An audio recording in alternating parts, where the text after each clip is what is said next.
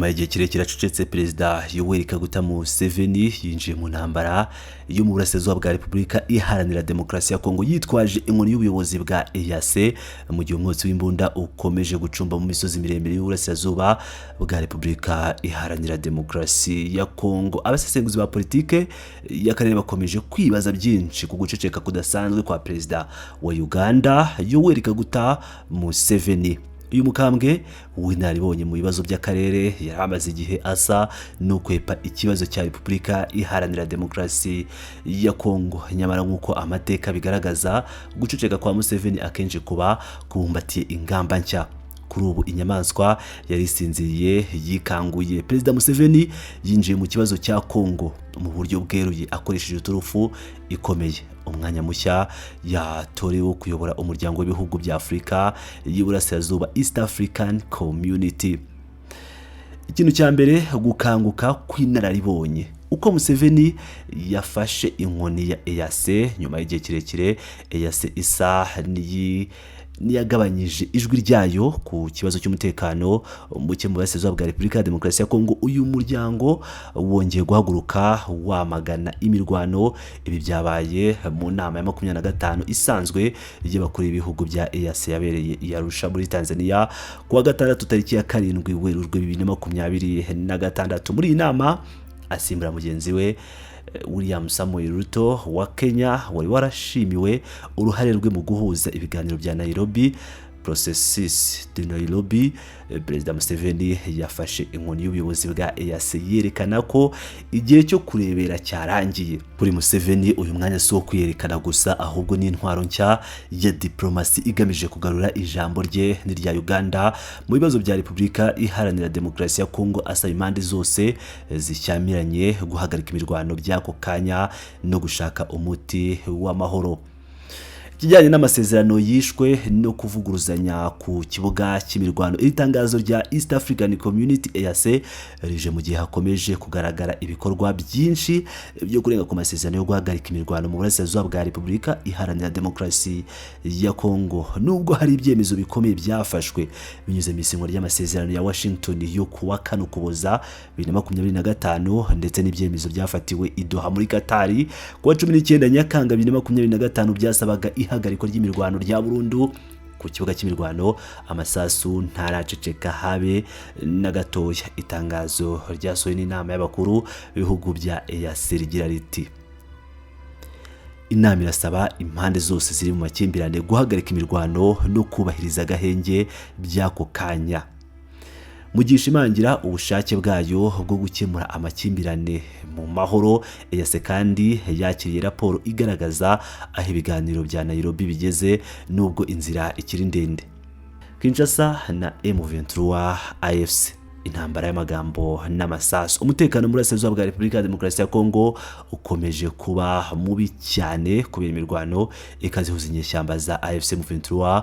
Umutwe Loni ivuga ko ushyigikiwe n'u Rwanda, n'ubwo u Rwanda rwakomeje kugenda rubihakana n'ingabo za leta ya Repubulika ya Demokarasi ya Kongo FARDC n'abafatanyabikorwa bayo takataka zose murabazi. Hari Wazalendo, hari FDLR, hari abasoda b'Abarundi, hari abacancuro benshi yaba muri Colombia, yaba abacancuro bafitanye isano na Blackwater cyangwa Eric Prince ndetse n'abandi batandukanye bakomeje kugenda baza mu rugamba. Ngira ngo murabizi ko Angola nayo yohereje troops, yohereje ingabo muri Repubulika ya Demokarasi ya Kongo. Iyi mirwano rero ikaba ikomeje kugira ingaruka zikomeye ku mibereho y'abasivile, inateza ibibazo bikabije by'ubutabazi mu gihe inkunga z'abagira neza ku rwego rw'isi zagabanutse n'imiryango itabara imbabare ikaba ibuzwa kugera mu bice byashegeshwe n'intambara nk'uko byakomeje kugenda bigaragara. Ubundi leta ya Kinshasa ibibona ite? Ku ruhande rwa Kinshasa, ubuyobozi ntibuhwema gushimagiza ubutware n'imyitwarire myiza y'ingabo za leta FARDC na Wazalendo mu gihe bushinja ihuriro rya AFC M23 agasuzuguro n'ubushotoranyi. Leta ya Kongo ishinja uyu mutwe gusahura amabuye y'agaciro mu bice wigaruriye ndetse no guhora uhohotera amasezerano y'agahenge, cyangwa umutwe wa M23 ugahora n'ubundi urenga ku masezerano y'agahenge binyuze mu bitero bya hato na hato. Ariko twumvishe ibyo Kinshasa itekereza n'ibyo Kinshasa itangaza. Ubundi AFC M23 yo ibibona ute, itangaza iki? Ku ruhande rwa AFC M23, inyeshyamba za AFC M23 nazo zifite ishusho itandukanye cyane n'ibibera ku rugamba. Ibi bigaragaza uburyo kugira ngo izi mande zombi zivuge ururimi rumwe bikigoranye cyane. Nubwo bitabiriye ibiganiro by'amahoro harimo n'ibyado habiyobowe na leta ya Qatar, mu matangazo yayo aheruka AFC M23 ikomeje gutabaza amahanga ishinja ubutegetsi bwa Perezida Felix Antoine Tshisekedi Tshilombo Fachibeto gufata icyemezo cyo gukandagira amasezerano yo guhagarika imirwano akayishoraho intambara yeruye cyangwa bagatangiza intambara yeruye. Ibitero bya drones n'urupfu rwa Colonel Wilingoma nk'uko bitangazwa n'umutwe wa AFC M23, iyi ntambara yeruye yatumye abarwanyi bawo ndetse n'abasivili baba intego zikomeye z'ibitero by'indege zitagira abapilote drones za leta ya Kongo kugeza no mu bice biri inyuma y'imirongo y'urugamba. Izi ntwaro nshya mu kirere cya Kongo zahinduye isura y'urugamba rwo muri Kivu y'Amajyaruguru ndetse n'iy'Amajyepfo. Aya makimbirane kandi akaba arimo guhitana abantu bakomeye.